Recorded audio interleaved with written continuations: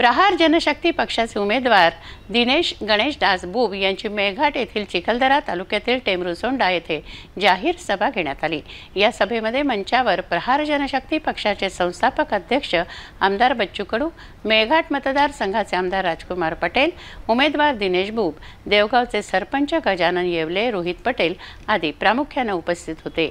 दिनेश बुब यांच्या सभांना प्रचंड प्रतिसाद मिळतोय। मोठ्या संख्येने महिला व पुरुष याही सभेला उपस्थित होते। प्रहारचे उमेदवार दिनेश बुब यांच्या प्रचारार्थ सभा घेण्यात आली। या सभेमध्ये आदिवासी बांधवांना एकदा प्रहारच्या शिटीला मत द्या आणि 5 वर्ष काम पहा असं आवाहन करण्यात आलंय। मेळघाटमध्ये खासदार नवनीत राणा यांनी वितरित केलेल्या 17 रुपयांच्या साडीची टिंगल उडवण्यात आली। एकूणच मेळघाटात होळीला नृत्य करणारी नृत्यांगना नवनीत अशा शब्दांमध्ये राजकुमार पटेल यांनीही टीका केली। मेळघाटात विकास केला नाही, फक्त भूलथापा दिल्यात। आदिवासी बांधवांना, शेतकऱ्यांना, शेतमजुरांना न्याय मिळवून देऊ, MRGSचे पैसे मिळाले नाही, मजुरांना मजुरी कमी मिळते, अशा कित्येक मुद्द्यांवर आमदार बच्चू कडू गरजलेत। बच्चू कडू यांच्या वक्तव्यावर टाळ्यांचा गडगडाट सतत सुरू होता। विशेष म्हणजे मेळघाटातील क्रिकेट खेळणाऱ्या युवकांनी सुद्धा एका स्वरामध्ये दिनेश बुब यांनाच मत देऊ, बच्चू कडू शेर आहे तर दिनेश बुब बब्बर शेर आहे या प्रकारचं वक्तव्य केलंय। आदिवासीचे पैसे होळीच्या आत आले नाही आणि तुम्ही नाचून राहिले। दुःखावर ते काय म्हणते, जखमीवर मीठ टाकल्यासारखं नाही का? नाही समजलं का तुम्हाला? समझला? फिर ऐसे लोगों के साथ खड़े होंगे जो हमारे जख्म पर मीठ डालेंगे। अरे आपने ने बोलना था कि मैं होली नहीं करती हूँ इस साल, जब तक हमारे मजदूर का पैसा नहीं मिलता। हमारा राजकुमार वो मंत्रालय के आगे पीछे सब तरफ घूम रहा था, लेकिन बात केंद्र सरकार ने अड़ाई थी, वहां से पैसा नहीं आया था। और इसके लिए हमारे नवनीत जी राणा ने एक बार भी सवाल नहीं उठाया, एक बार भी सादा लेटर भी नहीं दिया, और तब जाकर हम उनको वोट मारने की बात करते हो तो ये नाइंसाफी होंगी। देखो, बदलाव हम अकेले नहीं ला सकते, बदलाव आप सब साथ में रहेंगे तब ला सकते हैं। हम कोई जात धर्म की बात करने नहीं आए, हम किसान और मजदूर की बात करने आए, और ये चुनाव हम किसान और मजदूर के हित के लिए लड़ रहे हैं, आपके हित के लिए लड़ रहे हैं। और मुझे पूरा विश्वास है, हमारा किसान भाई, किसान और मजदूर जिस दिन एक खट्टा हमारे साथ खड़ा होगा, उस दिन हमारे दिनेश भाऊ बुब हमारा सांसद बनने को कोई रोक नहीं पाएगा, कोई नहीं रोक पाएगा।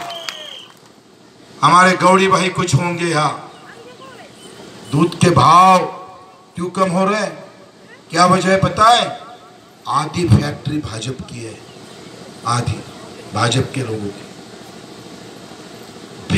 भेसड़ वाला दूध पाउडर से बनता है। मैंने विधानसभा में आवाज उठाया था कि दूध के भाव बढ़ते बढ़ते क्यों नहीं बढ़ रहा है? ढेप के भाव बढ़ रहे, सब खर्चा बढ़ रहा है। और मैंने ये बोला कि जो हमारे गैया का काम करते, गैया पालते हैं, चाहे वो आदिवासी हो, गौड़ी हो, कोई भी हो, अरे तुम रासायनिक खत को सब्सिडी देते हैं ना, रासायनिक खत को, बड़े बड़े कंपनी को अगर उसने 2000-20,000 पोते रासायनिक खत के निकाले तो उसको 50% सब्सिडी देती है सरकार। समझो एक कंपनी को 500-600 करोड़ देती है। तो रासायनिक खत से तो हमारा गोबर अच्छा है, फायदा किससे है? खत से है ना। फिर हमको सब्सिडी क्यों नहीं देते हो? कंपनी वाले को देते हैं, अदानी अंबानी को, हमको नहीं देती सरकार। भाजपा ने तो कम से कम ऐसे 250 कंपनी को सब्सिडी दिया है। तो हमारे हित की बात कहीं नहीं हो रही है। उनको ऐसा लगता है कि इन लोगों का काम करने के बजाय शहर का काम करे। 90,000 करोड़, 90,000 करोड़ बोले तो आप समझ नहीं पा रहे। 90,000 करोड़ बोले तो तुम्हारे आदिवासी के पूरे गांव में भी घर में पैसा डाल दिया ना तो भी बचेंगे पैसे, समझा नहीं क्या आपको? तो भी बचेंगे। इतने करोड़ का नागपुर से मुंबई रास्ता बनाया, तुम कभी गया उधर? तुम काम करने को गया होगा। हमारे खेत का रास्ता बन ही नहीं रहा, सरकार वहां पैसे नहीं डालती, हमको मूर्ख बना रही है। शहर वाले को 2.5 लाख का मकान दे रही है और तुम्हारे को 1.25 लाख का दे रही है, और तो भी पंजा और कमल का झंडा उठा रहा है। कितनी मूर्खता है ये तो हमारा अपमान है, और ये अपमान का बदला लेना है 26 तारीख को। 9 नंबर के बटन जहाँ चुनाव निशानी सिक्के होंगे और दिनेश बुब का नाम होगा, सांसद हमारा प्रहार का होगा। आप सभी को यही बातें लेकर आगे बढ़ना है। हम तुम्हारे साथ है बिल्कुल। 350 गुने दाखिल हो गए, विकलांगों के लिए मंत्रालय निकाला, अनाथों का आरक्षण दिया, हमारे किसान की लड़ाई पल पल पर लड़ाई हमने किसी की परवाह न करते हुए विधानसभा में जब खड़े हो जाते तो पसीना लाते मंत्री को। इसका नाम है प्रहार। जो किसान की बात करता है, मजदूरों की बात करता है, हमारे पिछड़ा, हमारा वंचित, हमारा मजदूर जो कष्ट करने वाला है, जो काम करता है, उसकी बात रखता है बच्चों को विधानसभा के अंदर। और उसका अगर काम बढ़ाना चाहते हो, इसकी अगर शक्ति बढ़ाना चाहते हो, जो जात और धर्म के बाहर जो काम करने वाला है, उसकी अगर आवाज बनना चाहते हो, तो प्रहार ही प्रहार होगा। हर तरफ प्रहार होगा, हर तरफ सिट्टी बजेगी, और एक ही सांसद होगा, वो दिनेश बुब होगा, दिनेश बुब होगा। आपको सबको धन्यवाद देता हूँ और यादव शब्द खत्म करता हूँ। अमरावती लोकसभा चुनाव के अंदर मेलघाट दौरे पर निकले हैं प्रहार के प्रत्यक्ष दिनेश बुब यहाँ पर टेम्पो सोडा में सभा लेने के बाद आगे की ओर कूच कर रहे हैं। दिनेश बुब ये सभा के अंदर 1 घंटा लेट पहुंचे, और क्या कारण है जानेंगे, और सभा को कैसा प्रतिसाद मिला है? सभा को जोरदार प्रतिसाद है। किसी को पैसे दे के लाने का काम नहीं है। आदिवासी बांधव स्वयं कुर्सी से आ रहे हैं, और लेट होने का कारण ऐसा है कि आसे गांव के पास में एक बच्ची का एक्सीडेंट हो गया था, शादीशुदा बच्ची का, और वो सर को मार लगा, दोनों पैर को मार लगा। हमने हमारी गाड़ी में उनको शिफ्ट किया। जब तक का उनको प्रॉपर व्यवस्था हुई नहीं, एम्बुलेंस आई नहीं, तब तक का हमने रुकना अपना कर्तव्य समझा। बीच में 2 सभा थी, एक स्वागत था, वो हम रद्द करके हम यहाँ पहुँचे। मेलघाट के अंदर कैसा आपको ये मिला? आज मेलघाट में बना, मेलघाट की जन समस्याओं को सुना, खुद मेलघाट के टाइगर राजकुमार जी पटेल आपके साथ। राजकुमार जी है ही, और सबसे महत्व की बात यह है कि मैं मेलघाट का ही पुत्र हूँ। मेरा गांव चिल्ली बुजुर्ग है, तो मेरा घरेलू मतदार संघ है ये, और मेरे को अभी तक का ये 3रा चक्कर होगा। मेरे को आदिवासी बांधव ये भी नहीं बोल रहे कि आप आओ बार बार, जितना है उतने में मेरा समाधान है। अब मैं बाकी का समय बाहर दे सकता हूँ। आज सुबह से आपने बड़ी बड़ी रैलियाँ संबोधित की, बड़ी बड़ी रैलियाँ निकाली है, क्या प्रभाव लोगों पे पड़ रहा है? जो शहर की जनता है, ग्रामीण क्षेत्र से जो प्रतिशत कैसा है? अमूमन ये होता है कि शहर की हवा ग्रामीण भाग में जाती है। ये इलेक्शन में ग्रामीण की हवा शहर में आ रही है, और काफ़ी अच्छा वातावरण अमरावती में बन चुका है। हमारे साथ है राजकुमार जी पटेल, जो कि जिनका नेतृत्व में चुनाव होने जा रहा है। ये पहले दिल्ली और मुंबई के नेता जो है वो सीट घोषित करते थे, लेकिन प्रहार जनशक्ति पार्टी के उम्मीदवारी की सीट ये राजकुमार पटेल आमदार है जो मेलघाट के उन्होंने घोषित किया। क्या कहेंगे? बच्चों को और प्रहार जनशक्ति पार्टी के जितने भी कार्यकर्ताओं ने, इन्होंने सबने तय किया था कि हमको लड़ना है, लड़ेंगे तो प्रहार जनशक्ति पार्टी के उम्मीदवार लड़ेंगे, वरना हम कोई दूसरी पार्टी को समर्थन करेंगे नहीं।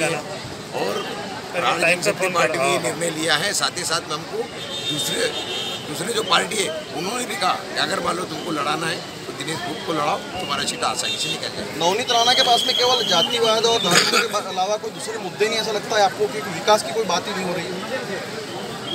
नवनीत राणा जी को मेलघाट की 2 समस्या अच्छी तरह मालूम है, और बताने वाला मैं हूँ। कहीं मैं 17-18-20 बार बोल दिया। मैंने बोला हमारा होली सबसे बड़ा त्यौहार है, तो होली बातें रहते हैं। मैंने बोला पहले मजदूरों को पेमेंट मिला नहीं, तो 3 महीने के पेमेंट मिला नहीं, होली अंधेरे में चले जाएगा। दूसरा हमारा एनओसी रुका हुआ है, 2 साल से रुका हुआ, वो एनओसी ला दो, हम आपके काम करने के लिए तैयार है। दिनेश जी को खड़ा करने का सवाल नहीं उठता था। जब वो किए ही नहीं, एक भी काम नहीं किया मेलघाट। आपको जो लगता है राजपाल जी, जैसे आपने मेलघाट की समस्या जानी है, टाइगर प्रोजेक्ट के जो विषय है, जहाँ रास्ते होना चाहिए, यानी जानवर के लिए जरूरी रास्ता है कि इंसान के लिए जरूरी है, किसान के लिए जरूरी है, इसके लिए खासदार के रूप में दिनेश बुब चाहिए, ऐसा लगता है? वो सिर्फ खासदार इसलिए होना, हम टाइगर प्रोजेक्ट और फॉरेस्ट के अंदर रहते हैं, हमें हर संभव सहायता हमको एनओसी लगता है। अभी आपको बता दो, हरिसाल से चौराकुंड के बीच में बगैर डाइवर्शन के पुल का काम चल रहा है। अब गाड़ी निकलेंगे कहाँ से, डाइवर्शन के लिए भी एनओसी लगती है। शुरू कर दो वैसे कॉन्टेक्ट करेंगे क्या? तो हमको अपना खासदार होना, जो कि हम उनके पास जाने की जरूरत नहीं है, फोन पे बोल दे। एक अंतिम प्रश्न, जो साड़ियाँ बांटी है होली के अंदर नवनीत राणा जी ने और किराना, और जो भी लालच दिया जा रहा है आदिवासी बांधवों को, उनके स्वाभिमान को ठेस पहुँचाई जा रही है, क्या कहेंगे इस पर? मेलघाट में जो आदिवासी की जो साड़ी बांटी है, एक तो सबसे पहले ये आदिवासी की बेइज्जती करा है, आदिवासी की हंसी को मजाक उड़ाए। हमारे आदिवासी समाज है ना, स्वाभिमानी समाज है, वो कर्ज ले लेंगे, भूखे मर जाएंगे, लेकिन ठीक नहीं मांगेंगे, चोरी नहीं करेंगे। ये ऐसे समाज है, ऐसे हमारे गरीब समाज का अपमान किया है, और इसका बदला हम हमारा स्वाभिमान कभी नहीं खोएंगे। राजकुमार जी पटेल ने कहा कि आदिवासी चोर नहीं होता है, आदिवासी जो है भिखारी नहीं होता है, वो काम करता है, अपनी मेहनत की खाता है। वो अमरावती से परतवाड़ा पैदल आ जाएगा, लेकिन अपना स्वाभिमान नहीं छोड़ेगा। और जिस प्रकार से सांसद नवनीत राणा ने साड़ियाँ बांटकर अपमान किया है, इस अपमान का बदला हम आने वाले 26 तारीख को लेंगे। ऐसी प्रतिक्रिया विधायक राजकुमार पटेल द्वारा कही जा रही है। मैं कैमरामैन अजय काकड़े के साथ नितेश किल्लेदार, सिटी न्यूज़, टेमूर सोंडा।